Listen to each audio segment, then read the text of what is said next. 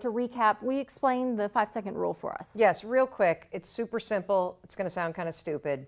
You can use it immediately once you hear it. The moment you have an instinct to act on a goal, or you know you should do something, but you feel yourself hesitate, just count backwards, 5, 4, 3, 2, 1. That'll switch the gears in your mind. It'll activate your prefrontal cortex. Boom, when you hit 1, go. There's a 5-second window between your instincts that change your life and your mind killing them. So it's critical that you learn how to wake up and take control in that moment.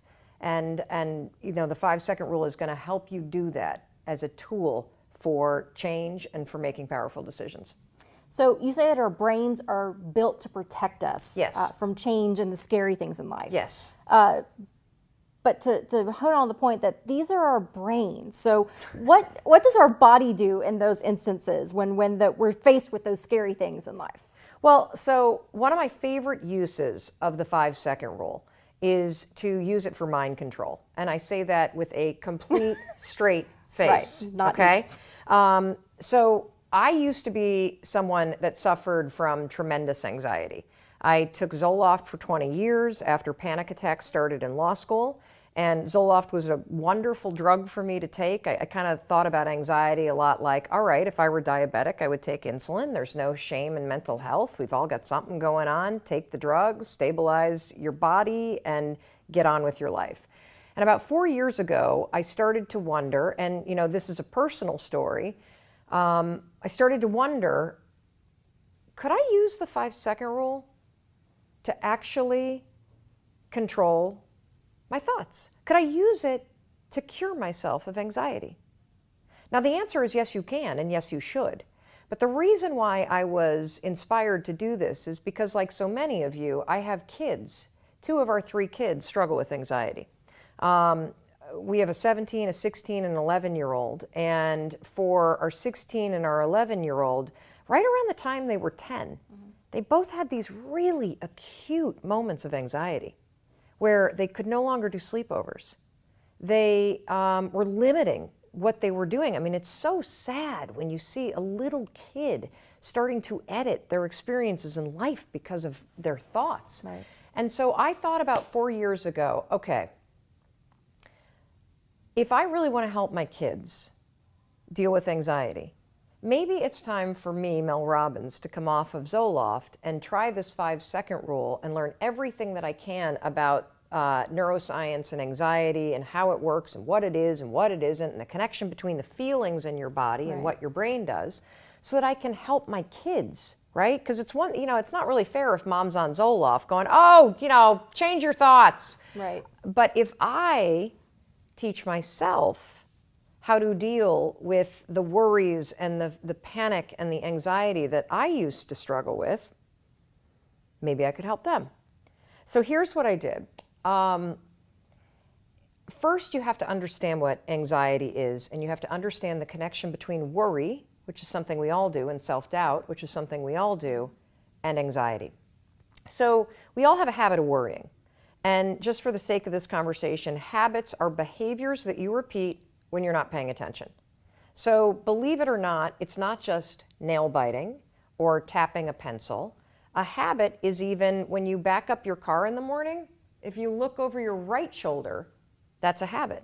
It's behavior that's been automated in your brain.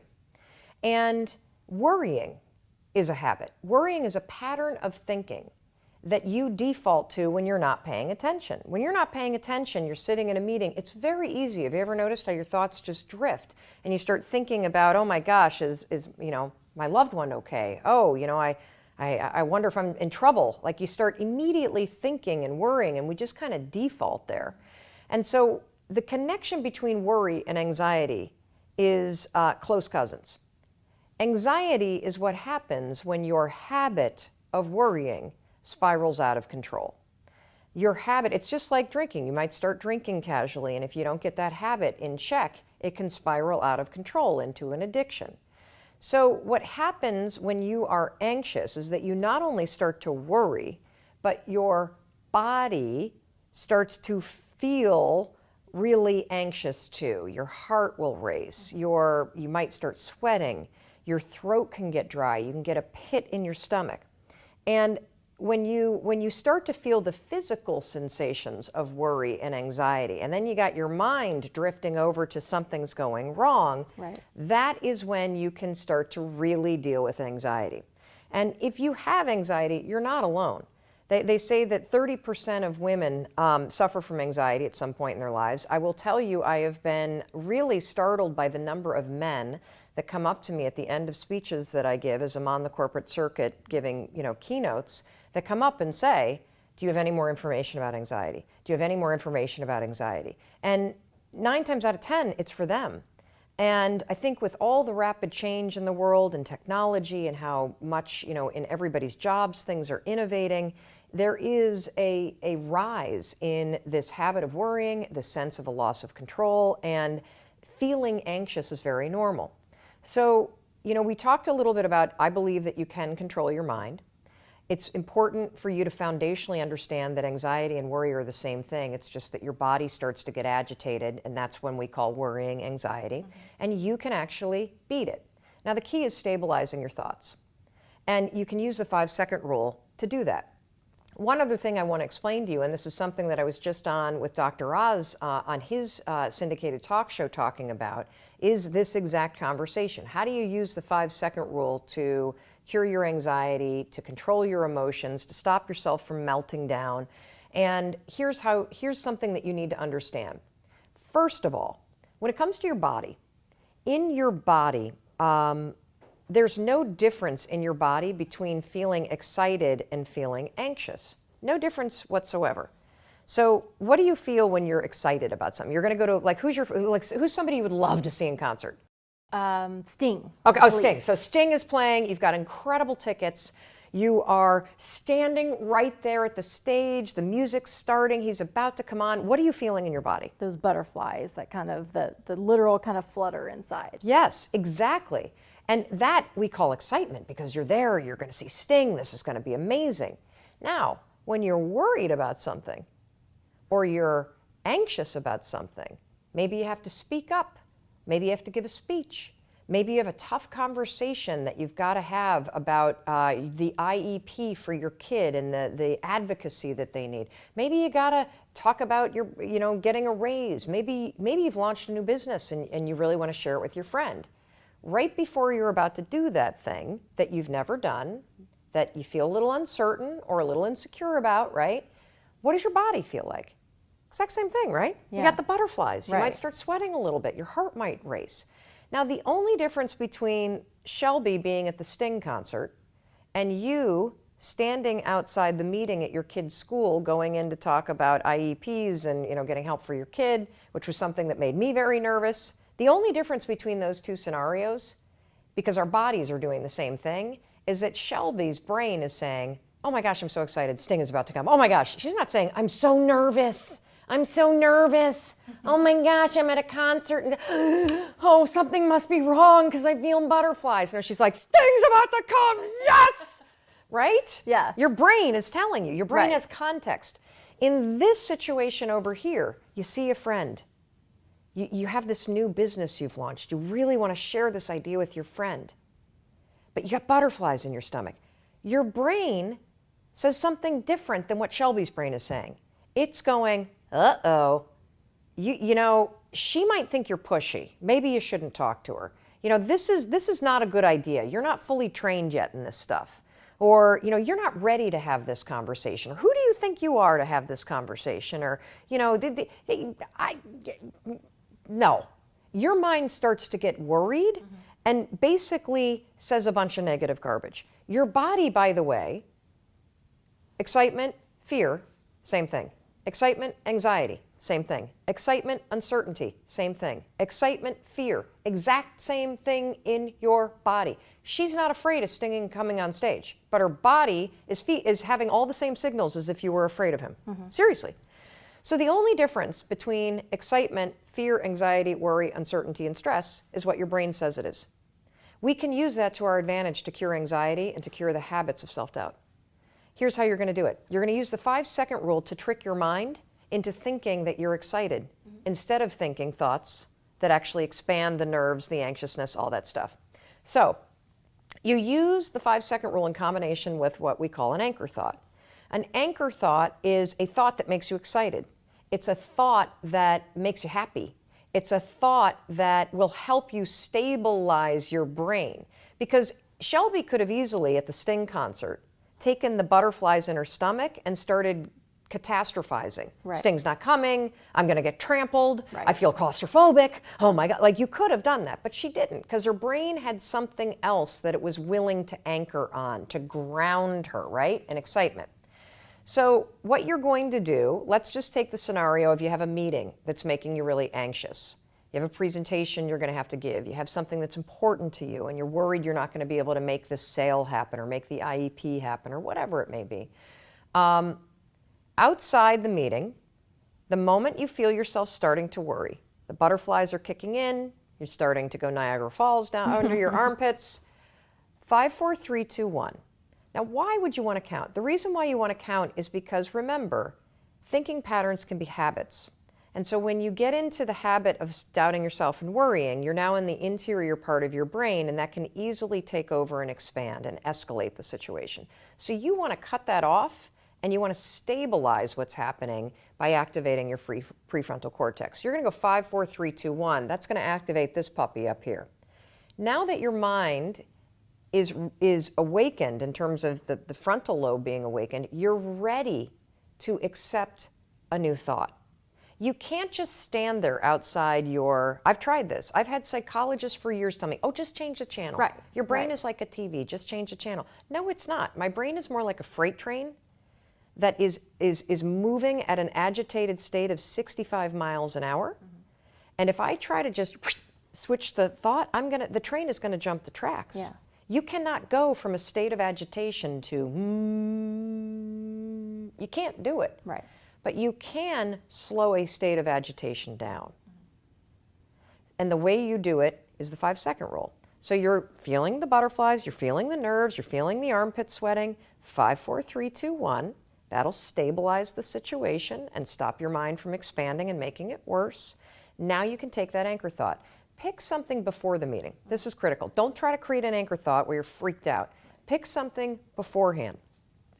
So in the case that I'm using, that was my situation of going and talking to the school about my son's dyslexia and the IEP and everything else that he was needing in terms of special ed, I was picking a vision of him sitting in a classroom with the tools that he needed.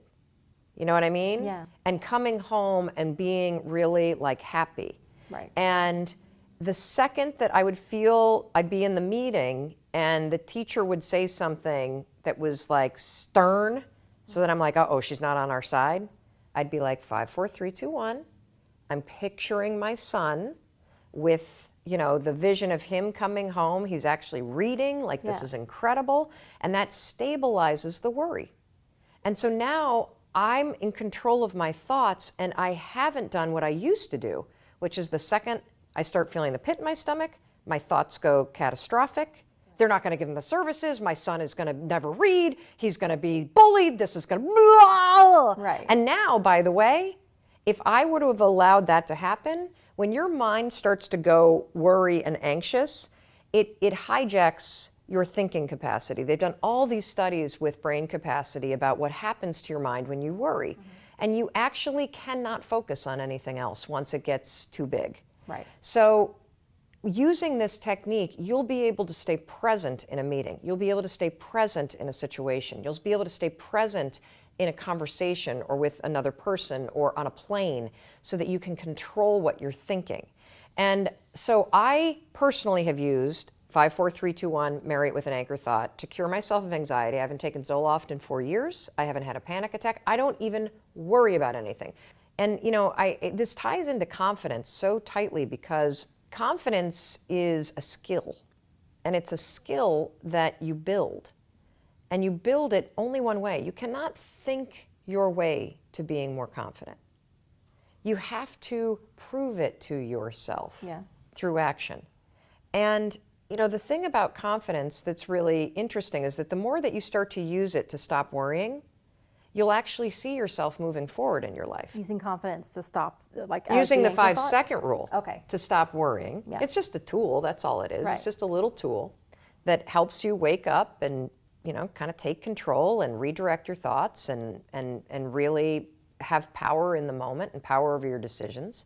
But there's a really important connection to confidence, because as you start to lower self-doubt and worry, right, you will actually be able to push yourself to take actions or to speak up when normally you wouldn't.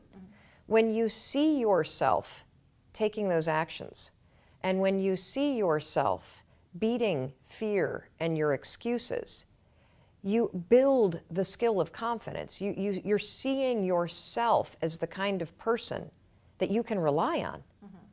And that is what confidence is. Confidence is not a personality trait. It's actually the ability to go from thought into action. So to trust yourself that you can do this, that, yes, that you're capable of doing it. And I think it's even more than that. I think it's this idea that, because you might not trust yourself. Right. I think that confidence is the willingness to try, knowing that you'll either succeed or you'll survive, right? You're going to either succeed or you're going to survive, but damn it, you're going to try. Right. And when you become the kind of person that has that mentality of, hey, I'll either survive this conversation, or I'm going to be successful. Yeah. But either way, I'm going to have it. That is the mental shift that will help you start to build the skill of confidence. And most people think that hey, confidence is a belief. It is, the more that you see yourself doing things and the more you build competency in something, you start to have less anxiety about it, right? So that's why you believe in yourself. Right. But for those of us that don't believe in ourselves, being told that confidence is believing in yourself, that is horrible advice, because you don't know what to do. Well, I don't believe in myself, so don't tell me confidence is believing in myself. I know I don't. Tell me how to build confidence. Right. Well, confidence is built one push at a time. Confidence is built by wrangling those thoughts that you have that stop you, tuning them down, 5, 4, 3, 2, 1, and pushing forward, knowing you'll succeed or you'll survive, but damn it, you're going to try. Well, I like that dichotomy of between not succeed or fail, but succeed or survive. Correct. That this isn't, whatever you're scared of doing, one, the fact that you're scared of it shows that you're worried about it. And you're saying that worry is a habit. Yeah. You're used to going to worst case scenario in your Totally. mind. And that's, by the way, the worst case scenario is your brain's way to protect you from doing something that is uncertain or scary or new. So part of your wiring is that you're hardwired in your brain to, within an instant, go worst case scenario, because your brain is worried about things that are uncertain, scary, or new. So yes, it's a habit, and it's also a mechanism in your mind that is tricking you into staying safe. And so the key then to confidence, one, so you're saying that confidence it's not a trait, it's a skill. Yes. So implying that Let it me can prove be it to built, you. it can be practiced. Oh, absolutely. Let me prove it to you. If I told you right now that to list everybody in your life that makes you feel good about yourself, okay? Those are people that make you feel confident. Now list everybody in your life that when you're around them, you shrink. You feel a little uncomfortable. You feel a little on edge. You don't feel like you can trust them. Those are people that make you feel like insecure. So confidence there are certain areas of your life where you are confident. There's certain areas in your life where you're not confident. There are skills that you have, whether it's cooking or gardening or selling, or my husband is like the greatest guy on the planet with Excel. He can do anything on an Excel spreadsheet. And I can't do anything on an Excel spreadsheet. But so there are skills that you know you can do. You don't even have to think about it. You're not worried about having to do it. I'm that same way about public speaking. Don't even have to think about it. Don't even have to worry, because I've practiced it for so long.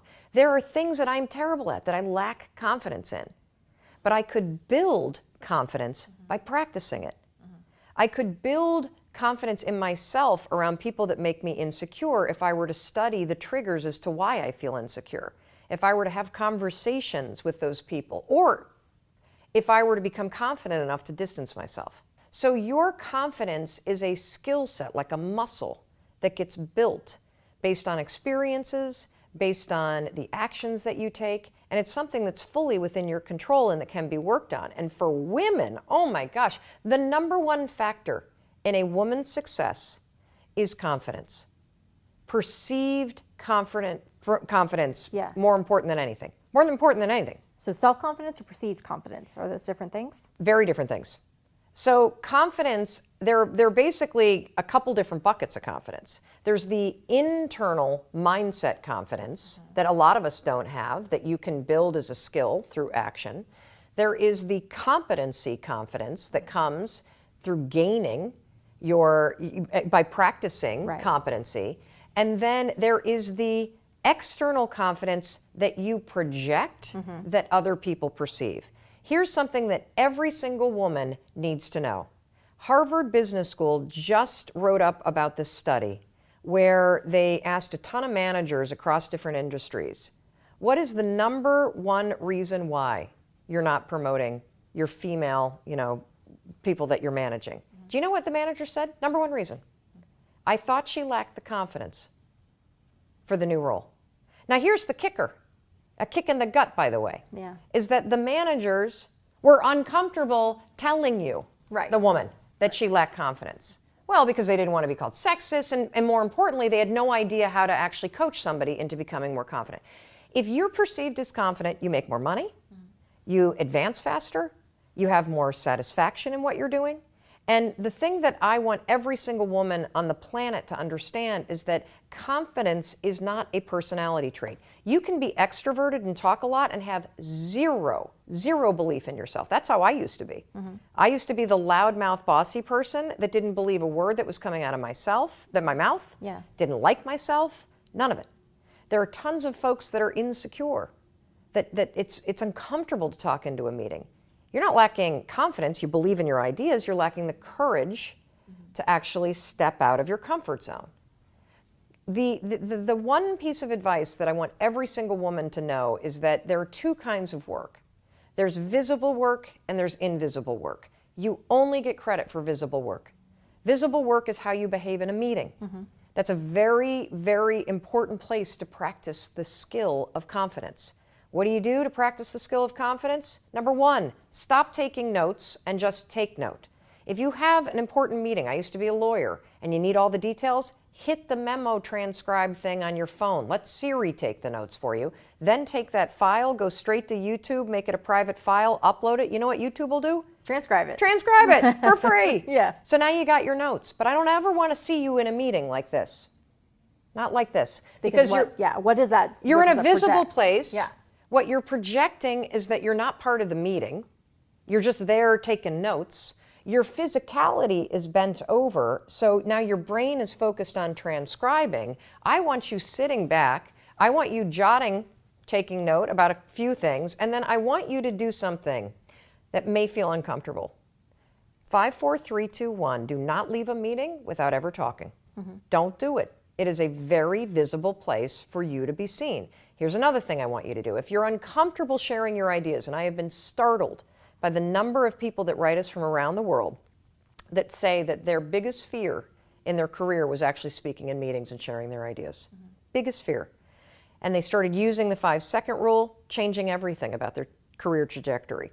So one of the things I want you to do in meetings, obviously just take note, don't take notes. I want you to speak in a meeting. If you're uncomfortable, you don't have to share an idea, comment. I know we're wrapping up, but I just wanted to say in listening to all these ideas, I think Shelby's suggestion was a really important strategic consideration that I really liked a lot. That's it. Now, did you pick up on one word that I used? No. Strategic. They have done studies. This is psycho research, because it'll make you really mad when you hear this. They've done studies where they coach women executives to use the word strategic in visible settings. Conversations with your bosses, how you behave in meetings, emails. Within 1 year of coaching women, just to say the stupid word, strategic, strategery. Strategery. Yes.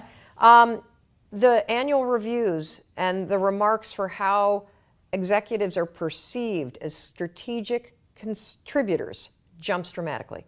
Simply by using the word. Here's another thing to pay attention to. Your emails. Are they to the point? Do you have the confidence to write an email that is to the point, or do you ramble and go all over the place and the I thinks and explain yourself? So the most important thing that you can develop and work on for yourself, particularly for women, is the skill of confidence. Pay attention to visible versus invisible work. Raise your visibility by practicing small acts of confidence. Use the 5-second rule to interrupt the habits of taking notes, of saying I'm sorry, of writing long-winded emails, of not elevating your ideas. Right. And you'll be surprised by what happens. There's a lot here to talk about, and that's the thing. I wish we could go on for hours. Well, but, what's something that your success readers and your listeners what are some of the big issues? And I'll tell you how to use the 5-second rule to immediately, in combination with the latest research, to solve them. Well, and I think anxiety is a big one there. Yeah. Because that's something that people don't talk about. Yes. And especially, I love the fact that you said that, you take medication for your heart, you take medication for diabetes. Yeah. Some people have to take medication for anxiety and for depression. Yes. I think that's an important point, because people will automatically, when you're beating yourself up in your brain, you are also thinking that it's something to be ashamed of if you're suffering from anxiety or if you're suffering from depression. Welcome to the club. And that's the thing, is that's what I love what you're saying, though, is that everybody has it. Really, everybody does. Yeah, and if you don't have it, somebody you love does. Yeah. And so understanding what it is and what it isn't is super, super important.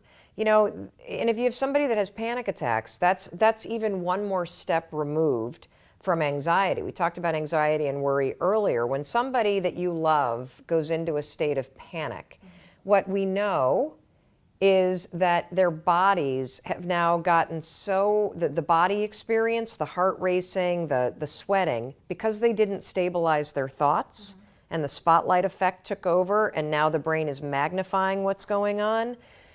Now the brain is in an emergency state. And the brain is now really believes that you're having a heart attack, or believes that your life is in danger. So if you have a loved one that suffers from panic attacks, what you've probably experienced is that they immediately need to leave the room. They immediately start thinking that they're having a heart attack. Now, the reason why your brain goes into that DEFCON 10 kind of mode is because if you're standing in your kitchen and you're getting ready for the day, and you have a loved one that's anxious about what's about to happen. Maybe it's a tough conversation at work. Maybe there's a presentation. Maybe they have to travel. Maybe it's nothing. Maybe they just have a panic attacks because it's become a habit, a default mode that's encoded. It just is what it is. And they all of a sudden start to freak out. Oh my God, something's wrong. I can't, like my son would be like, I can't drink, something's in my throat. Like he would What's happening is your mind. Let's go back to the example of Shelby being at the Sting concert. When she's at the Sting concert and her body starts to get butterflies, the mind has context for why there are butterflies, and it calls it excitement. If you're standing in your kitchen and you start to obsess over a conversation you need to have with your boss, or you start to obsess over something that you're nervous about doing in the business that you're building, and your body starts to then match those thoughts, and you get the butterflies and the sweats, first level is going to be anxiety. The thoughts are going to start to spiral. You're going to start to obsess over what you have to do. You're going to do that worst case scenario thing. If you don't 5, 4, 3, 2, 1 and stabilize your mind and interrupt that pattern, what's going to happen next is your body will go into full panic mode.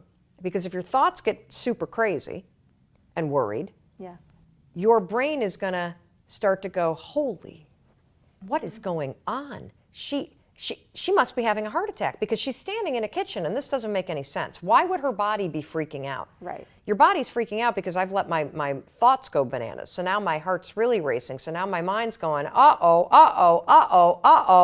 maybe she is having a heart attack. Right. Maybe there is something wrong. Maybe there's something in this room. And so your mind goes into overdrive. Now, have you ever had the experience where you hear a loud noise and you're like that? Yeah.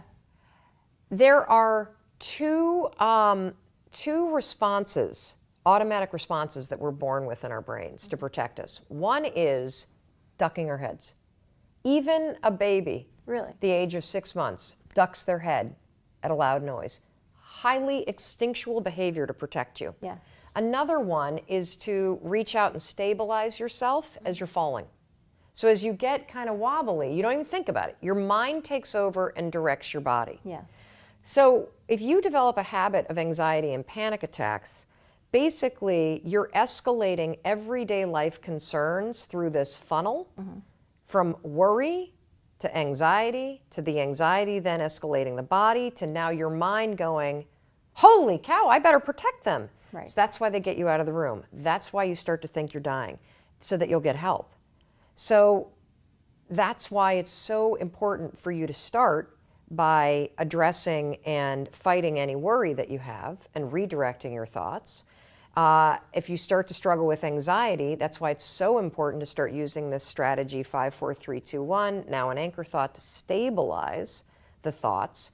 And if you have panic attacks, same thing, exact same thing. Now, it's going to be very hard to get somebody out of a panic attack. The best way to deal with a panic attack is to just sit with the person and say, and what else? And what else? Tell me what else you're worried about. Tell me, because if you can get all those thoughts out of the head. So tell them to verbalize all that stuff. Yes. Talk. And then slowly, and have them walk as they're doing it.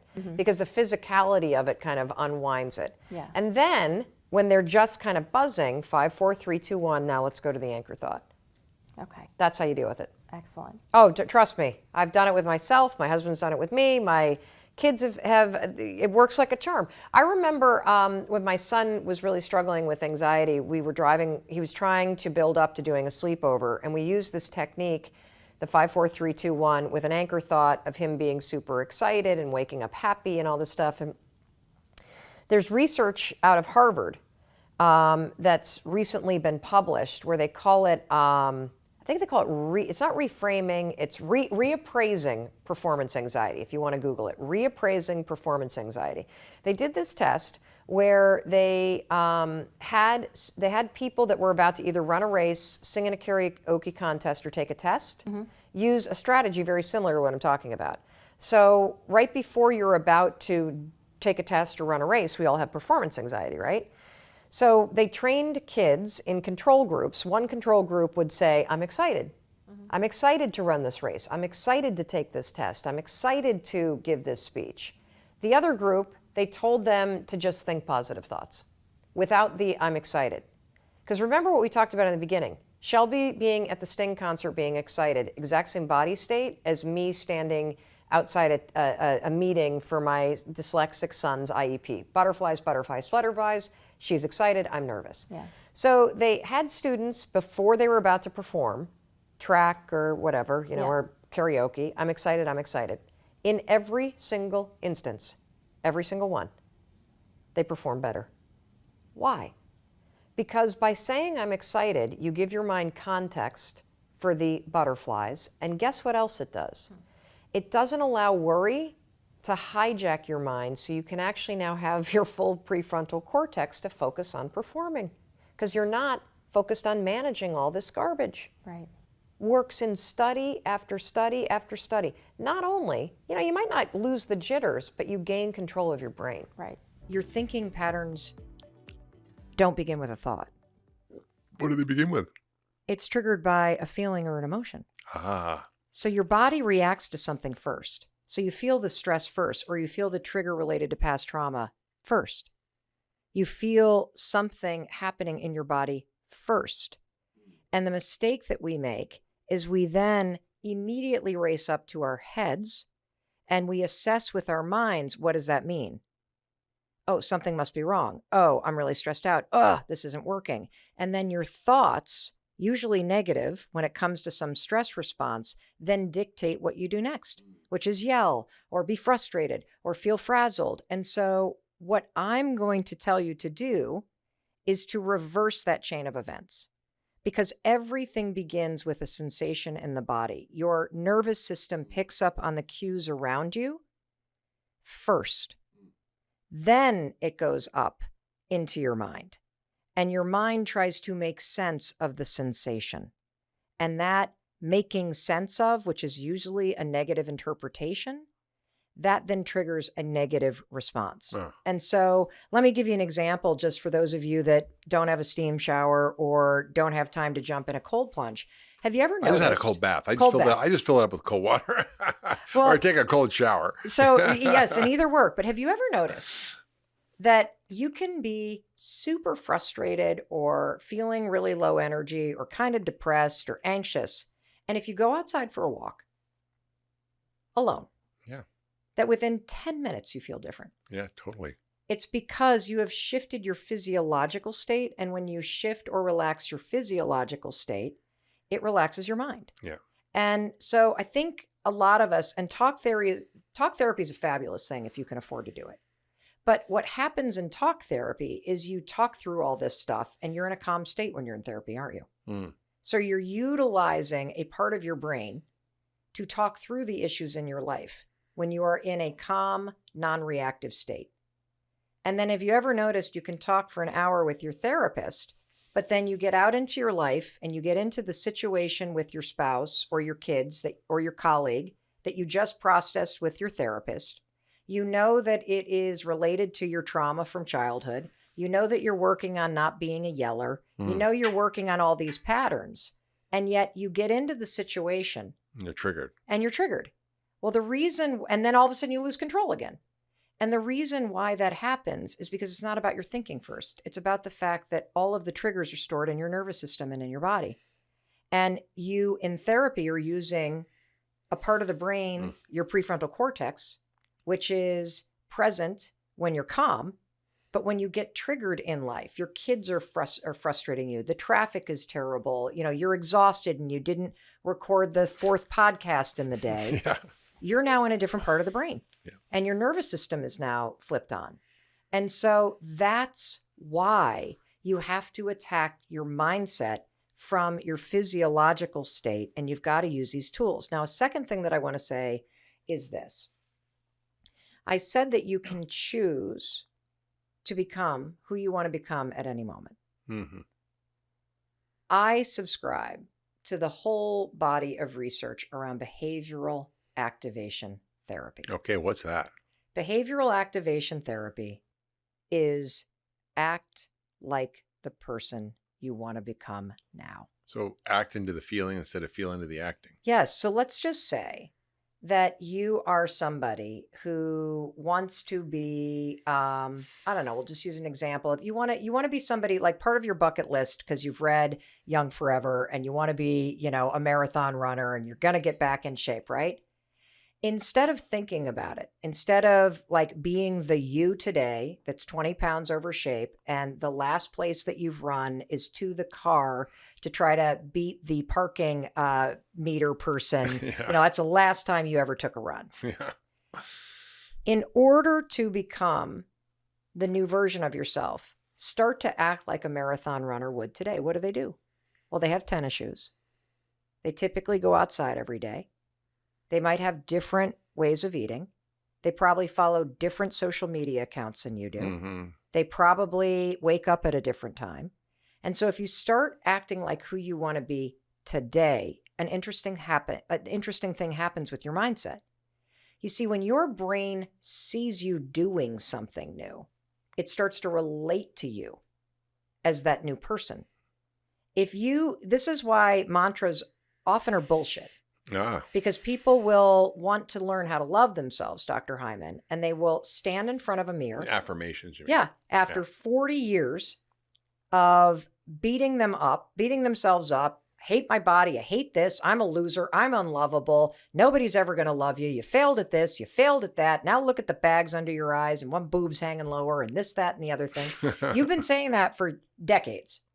You cannot stand in front of that mirror and say the affirmation, I love myself, because your brain's like, bitch, no, you don't. Did you see how you talk to yourself? I don't believe that. And so you have to take the actions first before you feel like it. Because if you see yourself following Dr. Hyman's protocol and eating in a way that actually activates the healing part of your body, your brain looks at you and goes, oh, look at you. You actually do care about your health. And your brain starts to change the things it's telling you. It begins with your actions first. And then what about the excuses that we all make? Oh, I can't because this, or I don't have time, or I'm too tired, or, you know, I don't have money, or I don't, whatever the excuses are. Yeah. How do you navigate that? Because I think the idea of acting into the feeling is a brilliant one. And I often tell people that just try it. And then you don't have to actually, you know, decide you're going to do it. You just have to try it and then See how you feel. Yeah. So here's the thing about feelings. It's interesting. I think you should ignore your feelings. What? Yeah, I do. We should talk about our feelings, express our feelings. No, you should ignore. When it comes to change, you're going to have to ignore how you feel, because you are never going to feel like doing something that is different than what you always done. Your brain is not wired that way. Your brain is wired for certainty. Your nervous system is wired for safety. Your entire body is predisposed to keep you in the patterns that you're in because it knows them. Yeah. Even though it sucks, Dr. Hyman, for you to tell yourself forever that you're unlovable or you're unworthy or you're always going to be with broken people, even though it sucks, it's familiar. Yeah. And so it doesn't make any sense that you would tell yourself things over and over and over that continue to make you feel broken, but it's familiar. Mm-hmm. Anytime you try to change a thinking pattern or you try to change a behavior pattern, your own body will shove resistance in your way because your body is biased towards wanting you to continue to eat what you eat, continue to think what you think. Autopilot. Yeah, it's just on autopilot. And so number one, expect to never feel like it. Motivation's garbage. It's not going to be there when you need it. Yeah. Expect to not feel like eating what Dr. Hyman tells you to eat. Expect to not feel like interrupting the bullshit thoughts that you don't want to take with you in the future. Mm-hmm. Expect to not feel like it. And so that leaves you with only one thing. You have to force yourself to do it. There is no other way. This is not easy. If it were, everybody would have 6-pack abs. Everyone would have $1 million in the bank. Yeah. And so your excuses are always going to be there. True. And when you realize that there's nothing wrong with you, you don't lack the willpower or discipline. That's not the issue. The issue is you've been waiting to feel like doing it. And you're never going to feel like doing it because this is what you've always done. And so expect the resistance to be there. And you can use the 5-second rule. That's why I invented the thing. Tell us about that. What's the 5-second rule? So the 5-second rule. You wrote a book about it. I did. I did. The 5-second rule is a brain hack that I created in a moment of desperation because, like everybody, I didn't feel like doing the things I needed to do to address the problems in my life. It was 2007. My husband and I were $800,000 in debt. Hey. His restaurant business was failing. I had lost my job. Our entire life was what we put on the line to start the restaurant business. We had 3 kids under the age of 10. We were living in a fancy suburb outside of Boston, Massachusetts. And we were about to lose everything. Checks were bouncing left and right. I was unemployed. Chris had not been paid in 6 months. Friends and family had invested in the business, so we couldn't really tell anybody how bad it was. Oy. And at 41, Dr. Hyman, I found myself in a situation where I didn't even recognize myself. Like I never thought that this would be what happened to my life. And I faced my issues and our problems by drinking myself into the ground, screaming at Chris, and blaming everything on him, and basically sleeping in, hitting the snooze button 5 times. The kids were missing the bus. Like it was, and here's the irony is that even when you're in a crisis, you know what you should do. So there's some part of yourself that knew. Of course. I mean, it doesn't take a rocket scientist to know that you should get your ass out of bed and get a job. Get the kids breakfast. Yeah, and the drinking isn't helping. And maybe you should tell somebody what's going on. Maybe you should ask for help. Maybe you should get outside and take a walk. Like this isn't PhD material level crap that you need to do. But I couldn't make myself do it. Why? Because I didn't feel like it. And when you start to blow off the little things, like getting up on time, eating healthy, practicing kindness to yourself, staying connected, asking for help. When you start to get the little things wrong, it just snowballs into everything being wrong. And the good news is the way that you get back on track, and this is also what you believe and what your research and your work demonstrates, is that you get your life back on track. You get your health back on track. You reset your mind and the default ways that you think the exact same way by getting the little things right. Because when you get up, when the alarm rings, your brain sees a human being that has the willpower to get up. When you make your bed in the morning, your brain sees a human being that completes things. When you walk into the bathroom and you look in the mirror and you don't criticize yourself, but you give yourself a high five in the mirror, which is something I call the Another high five book. habit. Another Yeah. book. Yeah. High five You habit. literally activates neural pathways in your brain around positive encouragement toward self. Mm-hmm. You know, when you journal, when you meditate, when you move your body, your brain sees a human being that prioritizes themselves. So it's through the actions, the teeny, teeny little actions that snowball into massive transformation. And so one night, it was Tuesday. It was a Monday night in 2008. I mean, it was bad. We were a week away from a bankruptcy proceeding. Liens on the house. Chris and I fighting like cats and dogs. And I'm sitting in my living room and I'm like, Mel, you got to pull this shit together. Like, tomorrow it's the new you, woman. You got to get up. You got to be nice to Chris. You got to look for a job. You got to get out, get those kids on the bus. You got to do it all. And what happened is I all of a sudden saw a rocket ship launch across the television screen. And I thought, that's it. That's Like, the answer. Literally watch. Yeah. Oh, yeah. It's the dumbest story. I was 4 bourbon Manhattans into the evening. So it was probably the alcohol that made me make the connection. But I was like, that's it. Tomorrow morning when the alarm goes off, you're going to launch yourself out of bed so fast, just like NASA launches a rocket, that you're not going to be in that bed, Mel, when the anxiety and the depression hit. Because I was having cascading panic attacks, like generalized at this point. So the next morning, the alarm rings. And all I did was count backwards 5, 4, 3, 2, 1. And I stood up.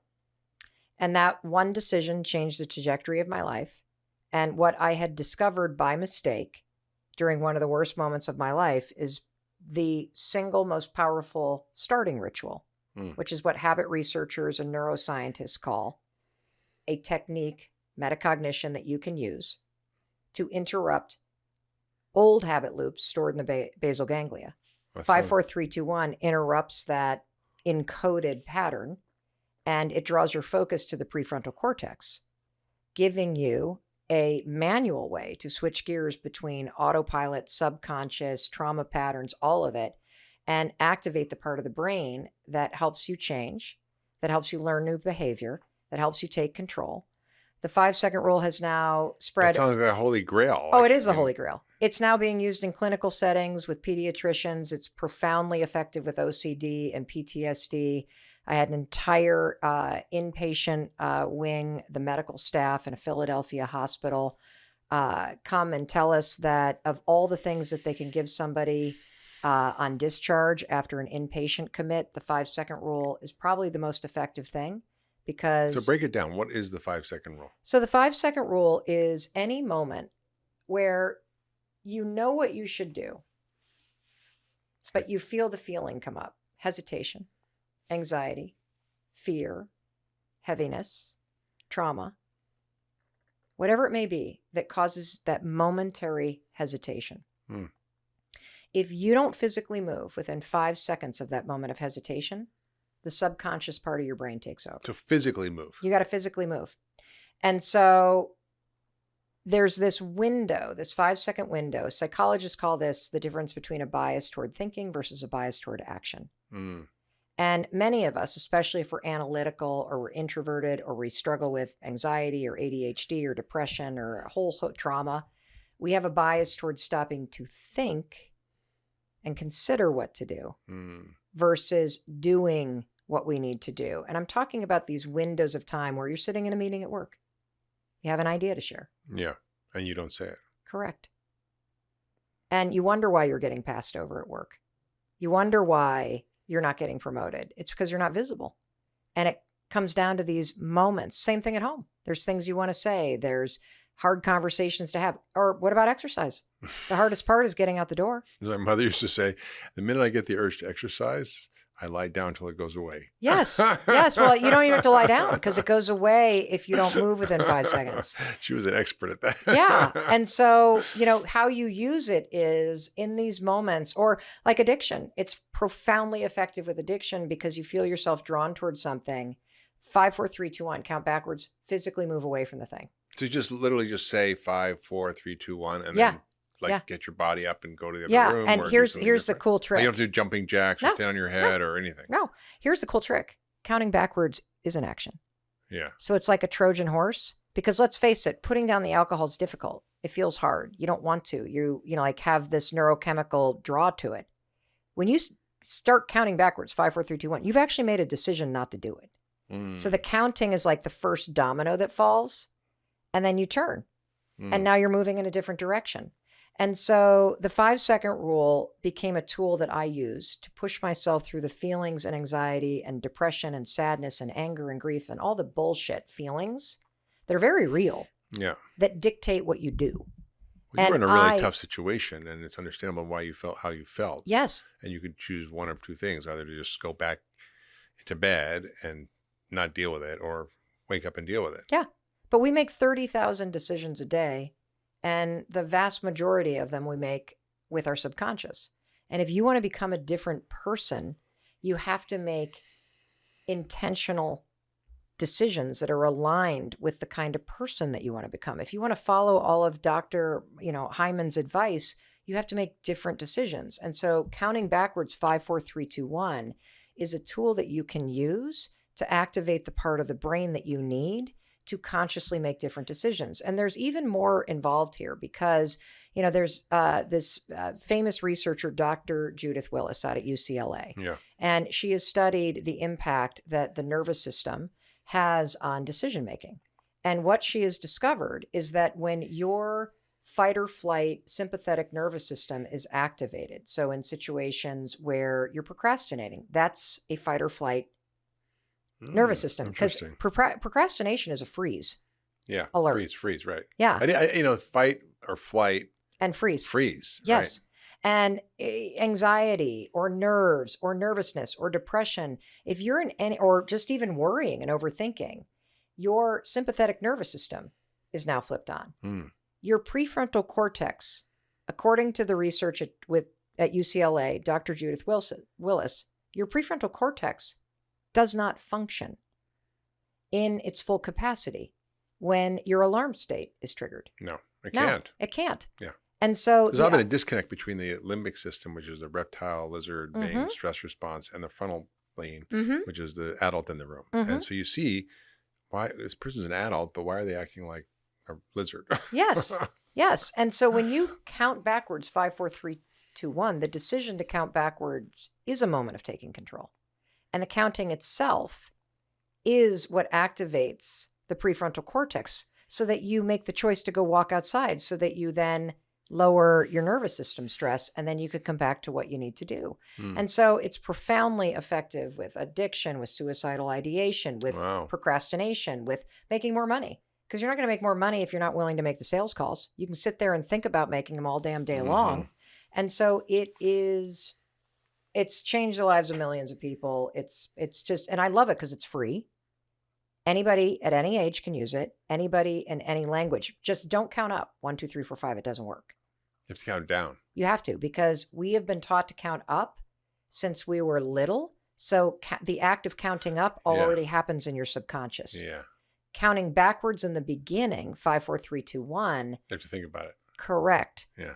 The more you use it, you are encoding a habit of taking action, a habit of courage, a habit of confidence, a habit of betting on yourself. And so it becomes innate. Mel, I'm thinking about the 45-year-old taxi driver that's a dad. I'm thinking about Judith, who has an idea for a handbag business she wants to start, but she's 56 years old, and maybe society has convinced her that she can't change now. She can't pivot away from where she is. I'm also thinking about the 27-year-old medical graduate who became a dentist because their immigrant mother told them that was success and happiness, and they never listened to the voice inside of them. Those people that are in those situations where they feel like they've gone so far down a path, how does one turn back, move forward? I mean, I don't even know what direction. You don't turn back. Okay. Well, because here's the thing. First of all, I'm 55, and I did not even get started in the podcast business until I was 54 years old. And so I personally feel that my life and the business that I've built and the example that I set every single day is evidence that you can decide at any age that you are going to pivot and turn in a new direction. And one metaphor that has helped me, Stephen, a lot in my life is I think about life as one long road trip. And that I know it sounds super cheesy, but just bear with me for a minute. If you think about every single year of your life as a mile marker, and the fact that we all start at zero, we all end at some point. When you think about your life as a road trip and you're the driver, that means it's about navigating where you go next. And at any single moment, you can pull over, stop the damn car. Like if you feel lost, if you feel turned around, if you have hit a dead end, do not find your way by continuing to drive in circles. Stop for a second, assess where you are, tune back into the navigation system that is inside you, and you can turn your life in a new direction. You do it over and over and over again in business. You have this natural curiosity, this natural drive. If your instincts tell you to go, you point towards it. I have that. But for everybody that's listening or watching us who feels like you don't ever have that moment where your intuition tells you it's that way, let me give you the secret to how to make your next big move. And the secret is this: pay attention to what sucks in your life, because there are positive navigational signals and there are negative ones. And when it comes to my life, Stephen, you seem to have been able to tap into the positive. I have a much greater, I'm more deeply connected to the negative shit, the jealousy, frustration, feeling anger. Anytime those emotions come up in my body, it's just a directional signal from deep inside of you telling you you're supposed to pivot. Like, do not head in the same direction. Do not keep going the same speed. Make a change. So I hear you say that we can pull over on the side of the road at any moment in our life. But I guess some people who are listening to that will think, well, I can't stop because I've got a mortgage to pay, I've got bills to pay, I've got responsibilities. I have no time to even think about that. And also there's this other group of people who maybe feel the frustration and the jealousy and the rage that kind of drives you and me to some degree. But for some reason, even though they know, every fiber in their body knows that this is not the situation for them, this is the wrong relationship, wrong job, wrong city, wrong friendship group, they still, for some reason, just can't take that step into uncertainty. Which is, I think, most people probably. Yes. I almost believe that people don't have a signal problem, i.e. we all feel the same signal, but they have a problem with acting on the signal. Because correct. So I personally believe that we are all born, the second you come out and into this world, you are hardwired with this natural intelligence that is your own personal inner compass, and that it is tuned into what is unique to you. It is constantly programmed by the experiences of your life, but it is always signaling toward what is uniquely aligned for you. If you just accept the premise that we are energetic human beings, that we give off energy, we receive energy. We've all had the experience where you walk into a retail store and all of a sudden something feels off. That is the compass I'm talking about, signaling to you based on your experience, based on your DNA, based on the generational wisdom that is passed down through your ancestors, that there is something there for you to pay attention to. The problem is not what your inner compass is telling you. And the problem is that you won't listen to it. And I can prove it because if you have somebody that comes up to you and says, oh man, I've been in this relationship and that relationship and the other thing, and I'm just unlucky in love and I can't trust myself and I I always say to somebody, stop. It's not that you can't trust yourself, because your instincts have always been right. I want you to go back through the 5 or 6 horrible relationships that you just had And I want you to look backwards. And the fastest way to do this is look back through your photos, and that'll take you back on the timeline, and that'll remind you of all this stuff. And I want you to look at your face, and I want you to just be honest with yourself. When did you know this wasn't working? And you will always have somebody admit that they knew 7 years before the divorce. They knew a year before the breakup. They knew before they even hooked up with the person the first time that this was probably not the right thing, because it felt a little off, but it was confusing because, you've got all the rush of the adrenaline and the attraction and all the hormones and all that stuff. But deep down inside, if you got really quiet, you knew that this was not the right decision for you. And so the issue isn't the accuracy of your inner wisdom. The issue is your courage in following it. Because following your inner wisdom and making decisions that are aligned with what you are meant to do in your life, the kind of people you're supposed to be with right now, the kind of support that you need, the things that are interesting to you, it always requires you to do something different than what you're doing now. The problem is, if it requires you to do something new, what's also going to happen is you're going to have a fear response. And we mistake those moments of change, or those moments where you're going to try something new, the moments of vulnerability, the moments where you're going to risk a little, the moments that require courage. We mistake the very natural response to change, which is a little moment of feeling alarmed, with your intuition being wrong. And so one way that you can tell the difference is the feeling of the decision. If the decision is the right decision, in terms of a decision that is aligned with who you are and your soul and your DNA and just this deep wisdom inside you, even if it's scary, you will feel a sense of expansion. You will feel like something is growing, that there is possibility, even though you're nervous about it, even though you're not quite sure where you're going to go. If the decision is wrong, when you get quiet and you drop in, you will feel a sense of shrinking. You'll feel constrained. You'll feel a little depleted in your energy. And we often mistake that kind of nervousness that you feel before you make a decision to quit your job, or a decision, you know what, I'm going to get serious about my finances. I'm going to stop going out to the bar on the weekends, and I'm going to commit to listening to this podcast 2 hours every weekend to start learning and start mastering skills, and to literally put these things that I want first. Now, on Friday night, when your buddies call and they're like, hey, we're going down to the pub, you want to come?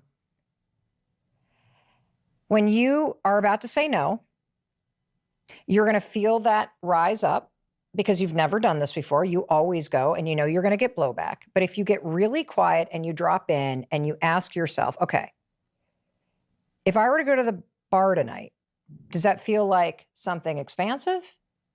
Or does that feel like something that's shrinking me a little bit? And you'll know the right answer for you. And that's a tool that I have used over and over and over again in my life to know what to do. It doesn't answer how. It doesn't answer when. It answers what. There's a quote I heard many years ago, I think almost a decade ago, which stayed with me, because I tried to understand why sometimes it seems like people need a little bit more pain before they make a change. And the quote is, change happens when the pain of staying the same becomes greater than the pain of making a change. Mm-hmm. And I sometimes, this sounds like a crazy thing to say, but I sometimes see people in certain situations where they're debating making a change, or getting that gym membership, or breaking out of a cycle that has kept them trapped in a situation which has made them unhappy. And it appears that they just need a little bit more pain. What you're talking about is a fundamental fact, and that is you cannot change another person. People only change when they're ready to change. And if what it requires is more pain, or hitting a rock bottom, or the stakes becoming so high that somebody sees the cost of continuing to self-sabotage or to go on the path that they're going down, that for some people is the only moment in time where they see that they want things to be different.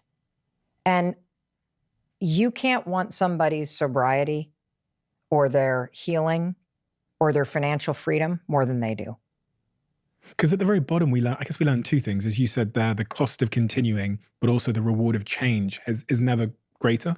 When you're at the very bottom of the mountain, it's like the cost of continuing down here, plus also the reward of me climbing that mountain are at maximum.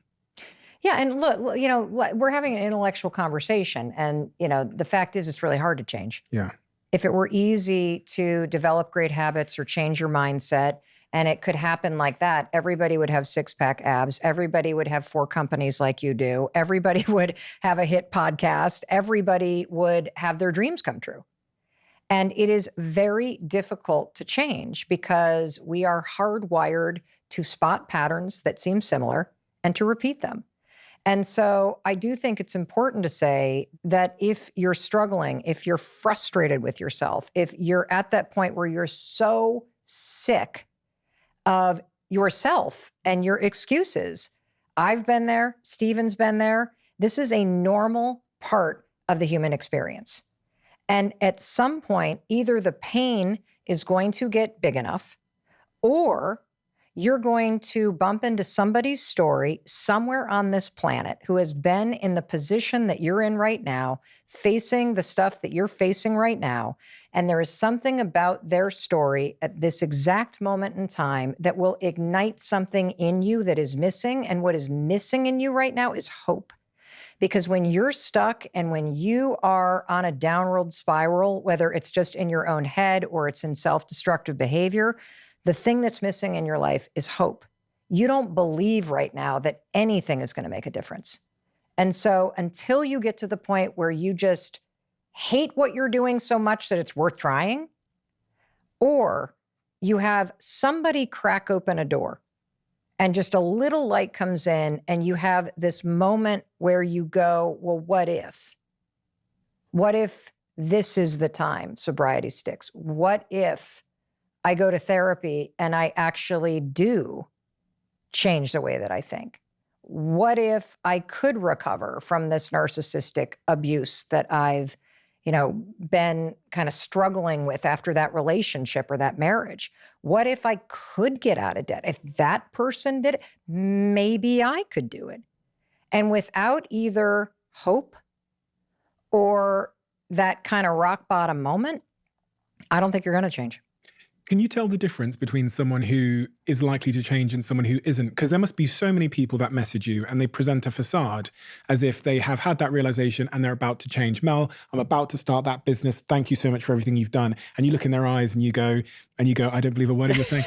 And then you're like, I'll tell you, that's an energy thing. I mean, you're somebody who invests in a lot of people. And I would imagine that in addition to looking at the business model, you're actually looking at the person.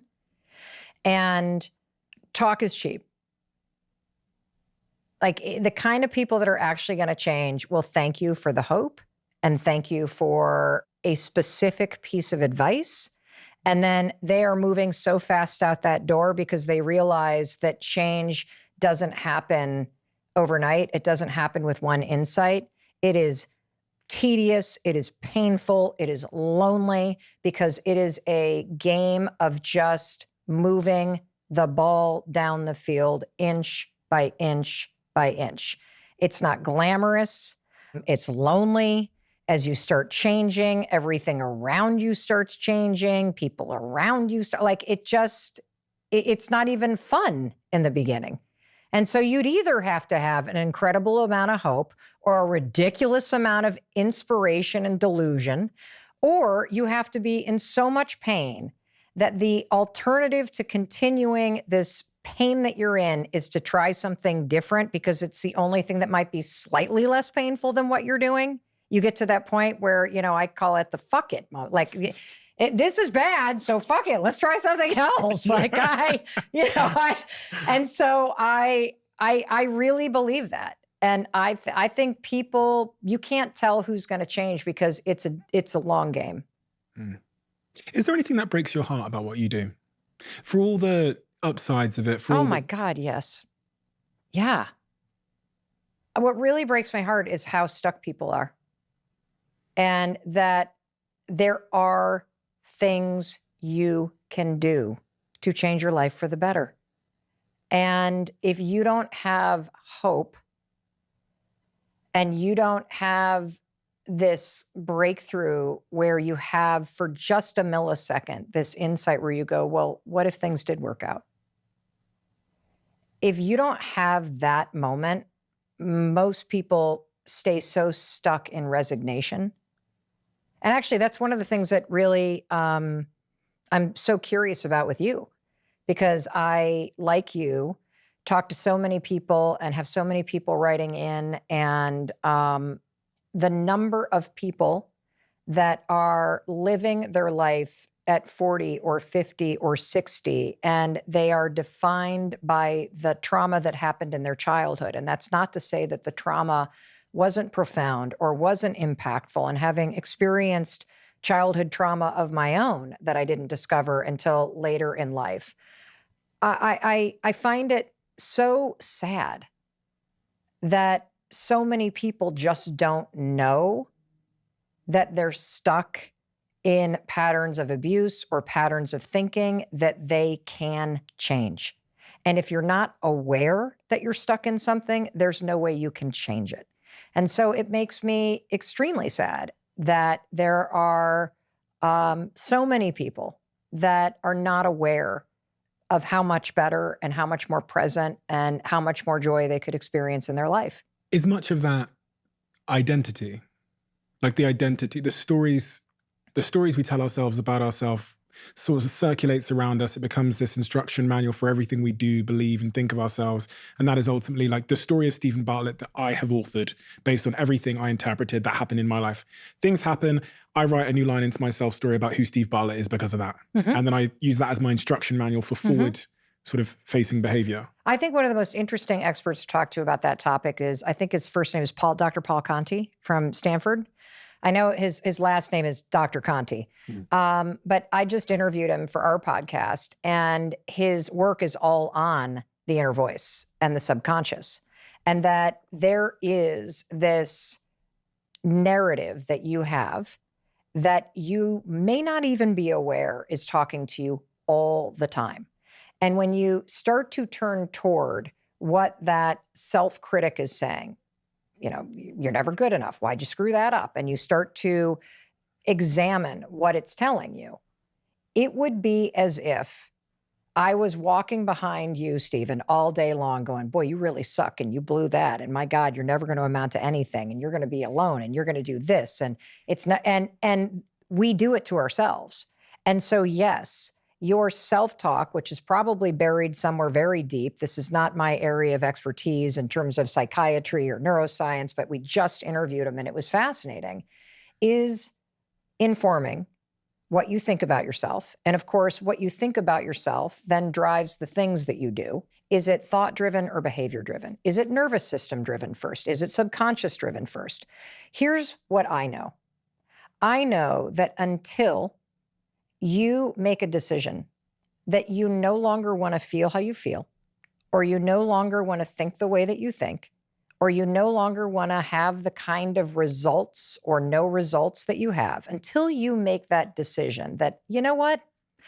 I know I don't feel great. I know I doubt myself. I know I've had a lot of bad things happen. I know there's a lot that I regret, but damn it, with the time that I have left in my life, I really want to start to enjoy myself. I want to take better care of myself. I want to feel happy. You don't even have to believe you deserve it yet. You can just want it. You've got to start there. You've got to start with wanting something better for yourself. And then I personally think the most important thing is to start acting like the person who has the things that you want right now, even though you don't feel like it. And the reason why I personally prefer to hack this change of going, okay, I want to, here's something that I am working on right now. So I'm 55 years old. I'm in the middle of menopause. It's a complete nightmare. And I feel as out of control with my body as I did when I was pregnant with one of our 3 kids. Like, everything's changing. It's really confusing to figure out what's going on. The I could go on and on and on about this as somebody who's in the middle of it, trying to figure out what to do around my changing hormones and how to get better control of my health. And so what do? I feel a little discouraged right now. I don't really know what to do. I just know I don't like how my body is feeling and how it's changing.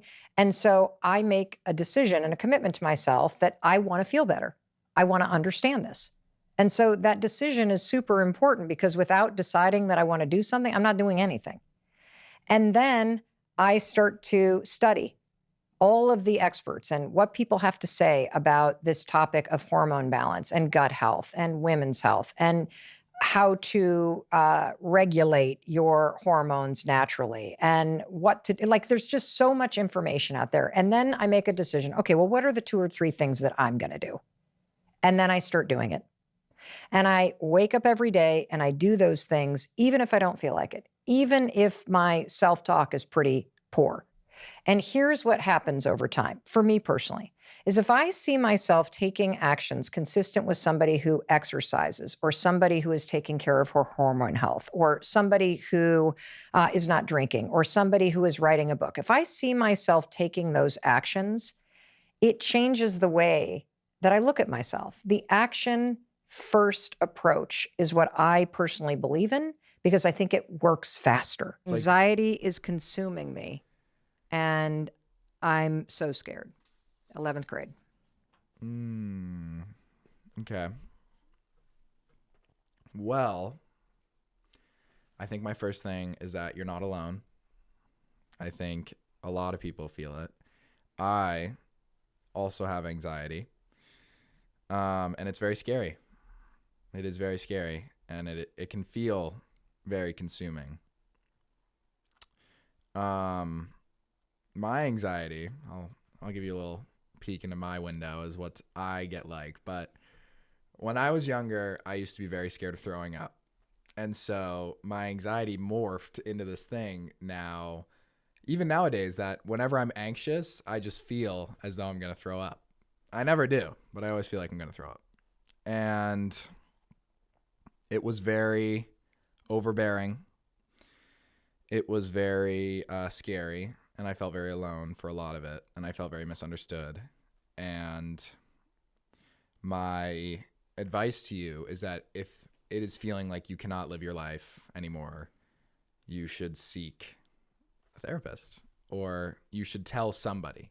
Maybe not a therapist, tell a parent, tell a friend, just tell anybody. That is huge. That's the first step. Because then you're not letting it run your life. You're showing that you're in control. You can tell people what's going on.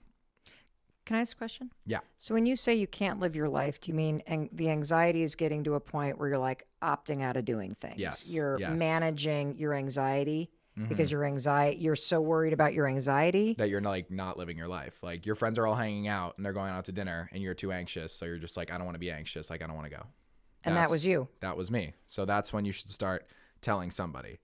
I have 2 things I want to add on to that. I said something about therapy. Therapy's great. I love therapy. I have a great therapist. And second is medication is also great. When I took medication as a kid, I was like, I'm different from everybody. Like, I have to take medication because I have a problem. There's something wrong with me. But there's nothing wrong with you if you take medication. I mean, literally everybody takes medication. Like, I take it all to Advil's like medication. Like, there's nothing wrong with you if you're taking medication for anxiety. And honestly, if you're taking medication, like, you're going to be able to live your life better. You're going to be able to go out to that dinner with your friends. You're going to be able to go on that walk or that run. You're going to have a good time. And so do what you need to do to get the anxiety under control. Yeah. And I recommend, if you don't know where to start, just tell somebody. Tell somebody. And tell them everything. Like, don't leave some stuff out. Don't be like, hey, I'm kind of anxious every now and then. Like, be like, I am anxious and it is terrifying every day. Great. And here's the other thing. The tools and strategies that are out there actually work. Yeah, they do work. And anxiety is a scary thing, but it's temporary. If you follow the tools and strategies that work. It is 100% temporary. Yeah. Yeah. And you will feel better. The best feeling, I can assure you, is when you look back and you're like, I was at a bottomless pit and now I'm outside and I'm looking back at it and I'm like, wow, like I felt that way. That's crazy. Yeah, you can't even believe that you felt that bad. That was me a year. Do you remember Mother's Day a year ago? I remember a lot of things a year ago. I remember a lot. When I was sobbing about the fact that we had sold our house and I was begging Dad to try to get it back because I didn't want to move here. Yeah, I remember that. And you 3 kids were here. I remember I like told my friends, I was like, guys, we're gonna move back to like Massachusetts. Like my mom's like pretty sure this time. Like you should see her. She is freaking. I was in a full blown anxiety attack. What was it like for you as a kid to see me lose it? Like really have a mental health breakdown? I think it was helpful and scary. How is it helpful? Because it's nice to know that your parents, it's nice to know that your parents can break down, and that like, if you as a kid see your parent as this strong, like tall, super emotionally put together person, that's how you're going to see them forever. And when you grow up and you see your parent break down for the first time, you're going to be like, oh my goodness, like what? And so when I was a kid and I was young and I saw you break down, and I saw you break down again in the future, I was like, oh, like this is just what happens. Like people break down. Like it's totally fine. Maybe not totally fine, but like it's fine. I was used to it. Yeah. You can't be happy all the time. Nobody's happy all the time. No. And life is going to be ups and downs. And I think you're right. It is helpful to watch the adults in your life process things and realize that there are periods in your life where you're going to feel like you're in a bottomless pit. Yeah. And then all of a sudden the clouds pass and things are sunny again. Yeah. And that's just part of life. Yeah. And you don't need to share like the nitty gritty with your kids. You don't need to tell them everything that's like making you upset or why, but you know, let them in. Like they are part of your family. They're there to support you. It's good to tell them how you're feeling and how you can be supported. Yeah. My 14-year-old son is dyslexic and feels different. Twins. My 14-year-old son is dyslexic and feels different and dumb and shuts down instead of trying harder. Help. I like this question because when I was diagnosed with dyslexia as a kid, I felt the same way. I was like, I'm so dumb. Like I can't read. I can't believe this. Like I'm dumber than everybody. And I like remember you'd be like, well, the people on Shark Tank are dyslexic. And I was like, shut the fuck up. Like I don't care about the people on Shark Tank. They don't matter. All right. They could be dyslexic, but they're also multimillionaires. Like I'm 11. All right. What do I have? All right. I have $2 to my name.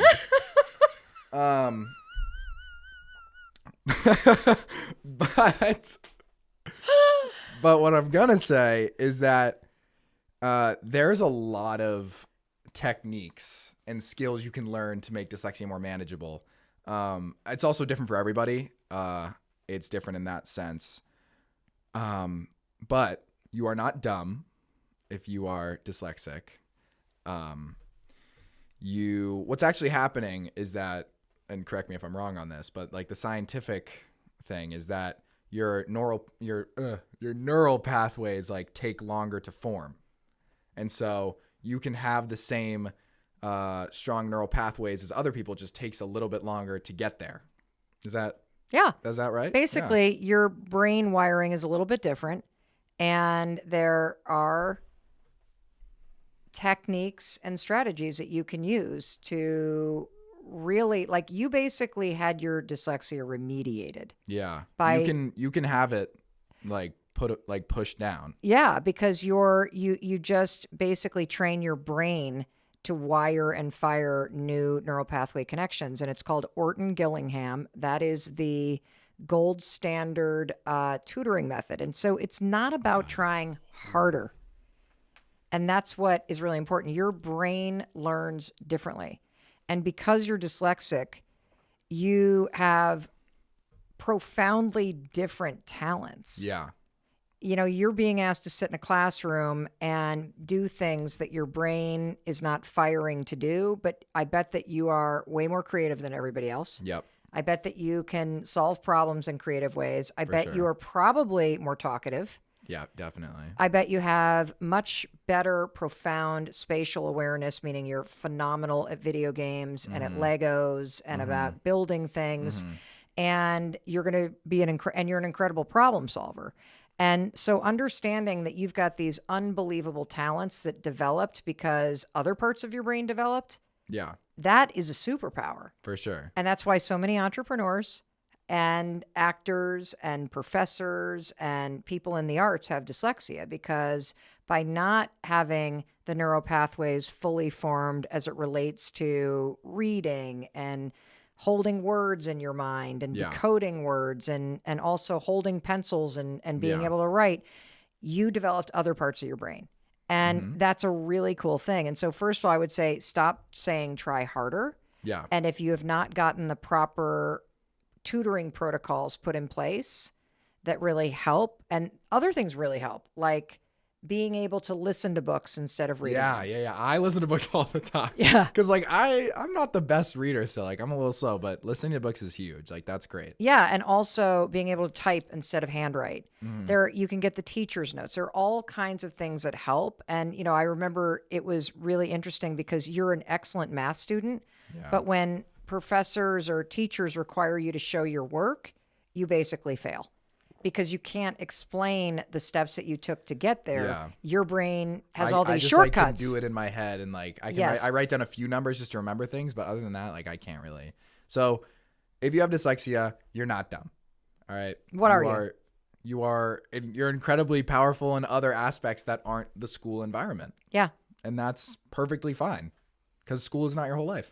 that's right. I love that. Hey, it's Mel. Thank you so much for being here. If you enjoyed that video, by God, please subscribe because I don't want you to miss a thing. Thank you so much for being here. We've got so much amazing stuff coming.